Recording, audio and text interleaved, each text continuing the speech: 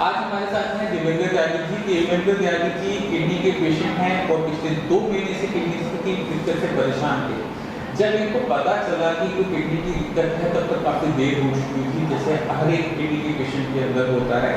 इनको तब पता लगा जब इनके किडनी का लेवल 6.1 तक टच कर गया और किडनी स्टेज 5 में चली गई। किडनी फेलियर स्टेज 5 चल रही थी।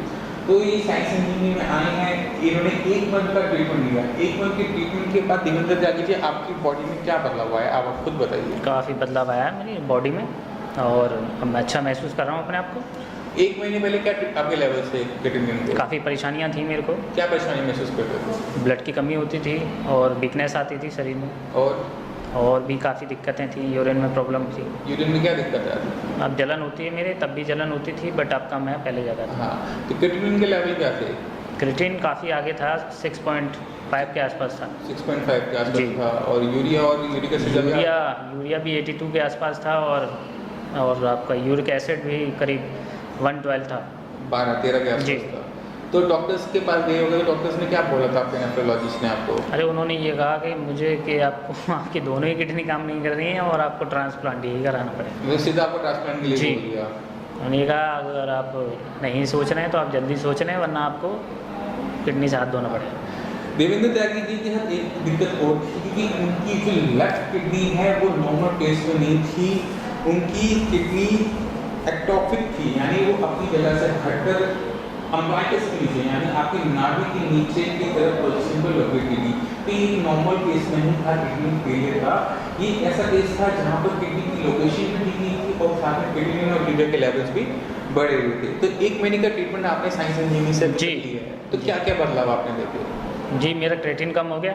अब क्या लेवल हो गया? अब क्रिएटिनिन का 0.9 है। 0.9 तो नॉर्मल लेवल हो गया। जी, 1 मंथ के अंदर आप स्टेज 5 से स्टेज 1 की तरफ आप चलते? जी जी। और यूरिक एसिड का क्या लेवल्स हो गए? यूरिक एसिड भी मेरा जो 12 था अब करीब 6-9 के आसपास। हाँ, तो ये भी नॉर्मल हो गया। जी। और यूरिया भी हो गया, पहले 82 था, अब 30 है। तो 1 महीने के ट्रीटमेंट के अंदर ना सिर्फ क्रिएटिनिन लेवल नॉर्मल लेवल्स पर आया, यूरिया नॉर्मल हो गया, यूरिक एसिड नॉर्मल हो गया। इसका मतलब क्या है? इसका मतलब ये होता है कि अब इनकी बॉडी में किसी भी टाइप का टॉक्सिक मटेरियल इकट्ठा नहीं होता। सारा का सारा जो टॉक्सिक मटेरियल है, सारा का सारा जहर है, वो बॉडी से बाहर चला जाता है। इसका मतलब अब बॉडी होगी प्यूरिफाइड। अब क्या होगा?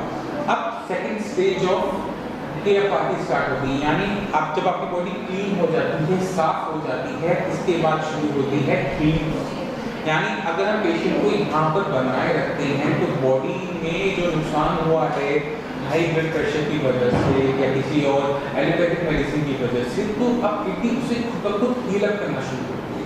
तो इस स्टेज के अंदर हमें थोड़ा पेशेंट को थोड़ा सा होल्ड करना पड़ेगा, क्योंकि हीलिंग प्रोसेस का हमें पता नहीं लग पाता, हम देख नहीं पाते। तो हम इनको 3-4 मंथ्स ये वाले ट्रीटमेंट पे आगे फर्दर रखेंगे और उसके बाद हम करवाएंगे इनका रीनल स्कैन। रीनल स्कैन हमें ये बताएगा कि पहले क्या कंडीशन थी इनकी और अब इनकी किडनी कितना काम कर रही है, लेफ्ट किडनी कितना काम कर रही है, राइट किडनी कितना काम कर रही है, ये हमें पता लग जाएगा DBTA रीनल स्कैन से। और उसके बाद हम इनका ट्रीटमेंट कर देंगे। पर तो आप साइंस इंजीनियरिंग के ट्रीटमेंट से खुश हो? जी, बहुत बहुत। तो जितने भी पेशेंट होते हैं किडनी फेलियर के, जिनको डराया जाता है डायलिसिस से लेकर ट्रांसप्लांट से लेकर, उनको आप क्या एडवाइस करोगे? मैं बिल्कुल करूँगा कि आप संजीवनी के पास आएँ और अपना ट्रीटमेंट शुरू कराएँ। ठीक।